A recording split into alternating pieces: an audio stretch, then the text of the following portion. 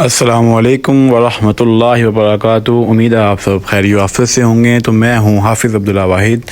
تو جیسا کہ آپ سب کو پتہ ہے، ہم قرآن پاک کی سورت ترجمے کے ساتھ پڑھ رہے ہیں، اور سورت کو سٹارٹ ہونے سے پہلے اگر آپ میرے چینل پہ نئے ہیں تو میرے چینل کو سبسکرائب کر لیں تاکہ آنے والی ہر ویڈیو آپ کو ملتی رہے، اور بیل آئیکن پہ بھی لازمی کلک کیجیے گا، ٹھیک ہے۔ تو آج کی جو ہماری سورت ہے اس کا نام ہے سورۃ العصر۔ یہ سورت مبارکہ 30ویں پارے میں ہے، ہم سب سے چھوٹی سورت ہے۔ اس کے بعد سورۃ الکوثر بھی آتی ہے، اور اس سے پہلے یہ آتی ہے سورۃ العصر۔ تو اس کو ہم اب پڑھیں گے، ترجمے کے ساتھ پڑھیں گے، دھیان سے سنیے گا۔ اور جو یہ سورت ہے، اس سورت کی آیات مبارکہ 3 ہیں، اور اس کا نمبر بھی 103 ہے، اور یہ مکی سورت ہے، ٹھیک ہے۔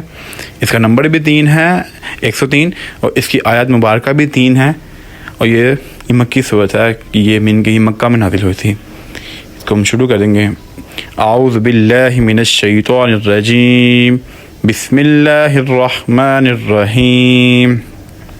والعصر، قسم ہے زمانے کی، ان الانسان لفی خسر، بے شک انسان خسارے میں ہے، الا الذین آمنوا وعملوا الصالحات وتواصوا بالحق وتواصوا بالصبر، سوائے ان کے جو ایمان لائے اور کرتے رہے نیک عمل، اور آپس میں تلقین کرتے رہے حق کی، اور آپس میں تاکید کرتے رہے صبر کی۔